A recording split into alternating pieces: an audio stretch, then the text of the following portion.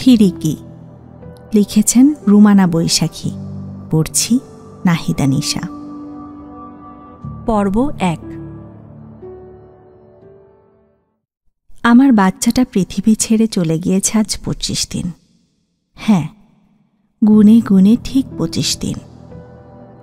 সামনে পৌষ মাসেই বয়সটা 3 মাস পূর্ণ হতো, কিন্তু তার আগেই মৃত্যু এসে নিয়ে গেল। ভুল বললাম, মৃত্যু এসে নিয়ে যায়নি, বরং আমি সারাক্ষণ ট্যা ট্যা করতে থাকা অশান্তির ডিব্বাটাকে অন্য ভুবনে পাঠিয়ে দিয়েছি। বিশ্বাস করুন, একেবারে নিজের হাতে, নিজের এই 2টি হাত দিয়ে। উফ, কি যে শান্তি! কাজটা শেষ করে এরপর নিশ্চিন্তে একটা লম্বা ঘুম দিয়েছিলাম। আমার এখনো মনে আছে পরিষ্কার। কানটা একদম ঝালাপালা করে ফেলেছিল এই কটা দিনেই। সারাক্ষণ ট্যা ট্যা ট্যা, সারাক্ষণ বুকের সাথে লেপটে থাকে, চষে আর চষে। কতক্ষণ আর সহ্য হয়? তাই একটা বালিশ তুলে আস্তে করে মুখের ওপরে রেখে দিয়েছি সবার অলক্ষ্যে। স্রেফ রেখে দিয়েছি। ঘর ভরা মানুষ ছিল, কিন্তু কেউ টের পায়নি, কেউই লক্ষ্য করেনি। ব্যাস 2 মিনিটে ঘটনা শেষ। একেবারে সবার চোখের সামনেই শেষ।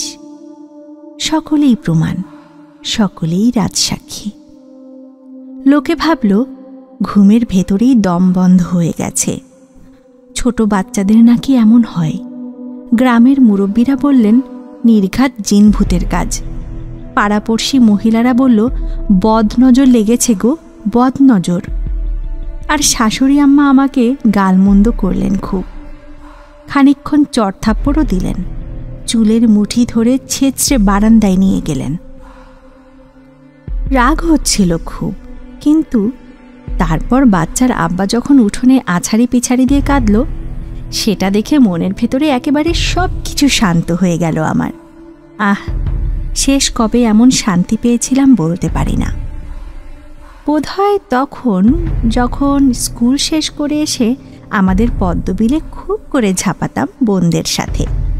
কোচর ভরে শালুক আর ইচা মাছ তুলে বাড়ি ফিরতাম বেলা গড়িয়ে গেলে। মা বকত খুব, কিন্তু একটু পরেই আবার গরম গরম ভাতের সাথে সেই ইচা মাছ ভুনা করে দিত, লাল লাল করে। বড় বড় গ্রাসে 2টো ভাত মুখে পুরেই আবার দৌড় খেলার মাঠে। মতিনদের গাছের মস্ত বড় জাম্বুরাকে ফুটবল বানিয়ে সকলে মিলে দৌড়াতাম। তারপর সন্ধে হলে কুপি জ্বালিয়ে পড়তে বসা। আর মা তখন এনে দিত কালো গাইটার গরম গরম দুধের সাথে 1 বাটি মুড়ি মাখানো, 1 ফোঁটা খেজুরের গুড় মিশিয়ে। রাতের বেলা উনুনের পাড়ে ঝাল ঝাল আলু ভর্তা ডলতে ডলতে দাদিজান শোনাত সুয়োরানী আর দুয়োরানীর গল্প।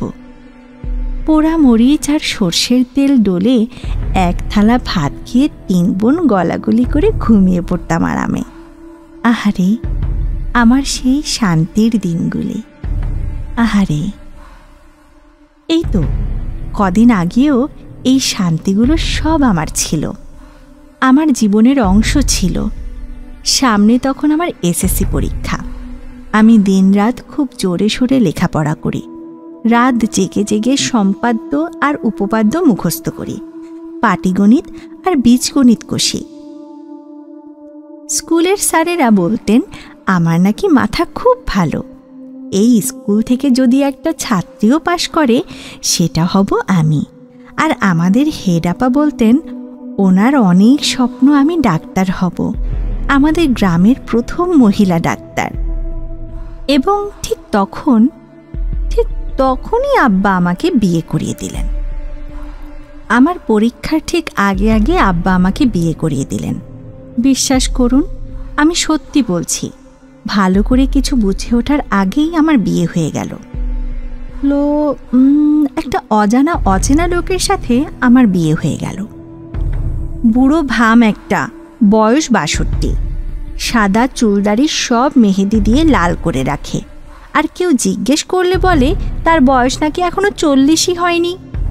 জানেন, বিয়ের প্রথম রাতেই আমার শরীরটাকে ছিঁড়ে খুঁড়ে খেয়েছিল এই পিচাসটা।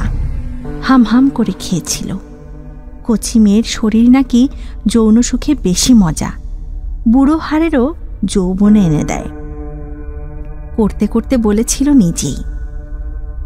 আমি যখন ব্যথায় চিৎকার করে কাঁদছিলাম, মুখের ভেতরে গুজে দিয়েছিল নিজের দুর্গন্ধ ভরা ভেজা আঠালো লুঙ্গি, আর আমার হাত পা বেঁধে নিয়েছিল খাটের সাথে।